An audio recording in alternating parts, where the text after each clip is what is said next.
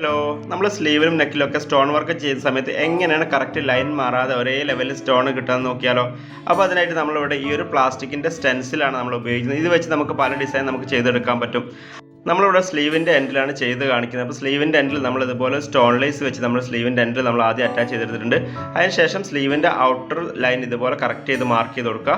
നമ്മൾ ഈ ഒരു ഗോൾഡൻ കളറുള്ള സ്റ്റോൺസ് ആണ് നമ്മൾ ഉപയോഗിക്കുന്നത്. നിങ്ങൾക്ക് ഏത് കളറാണ് സ്റ്റോൺ വേണ്ടത് അത് ഉപയോഗിക്കുക. കൂടാതെ തന്നെ ഫെവിക്രിലിൻ്റെ ഫാബ്രിക് ഗ്ലൂ ആണ് യൂസ് ചെയ്യുന്നത്.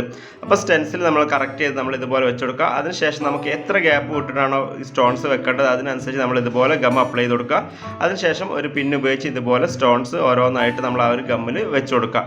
അപ്പോൾ നിങ്ങൾക്ക് എത്ര ഗ്യാപ്പ് വിട്ടിട്ടാണോ ഏത് ഡിസൈനിലാണോ വേണ്ടത് അതിനനുസരിച്ച് മാത്രം ഗമ്മിട്ടിട്ട് ഓരോന്നോരോന്നായിട്ട് അറ്റാച്ച് ചെയ്ത് കൊടുക്കുക. ഓക്കെ, നല്ല അടിപൊളിയായിട്ട് നമ്മൾ ചെയ്തെടുത്തിട്ടുണ്ട്. അതിനുശേഷം നമ്മൾ സ്റ്റെൻസിൽ ഇതുപോലെ ഒന്ന് റിമൂവ് ചെയ്ത് കൊടുക്കുക.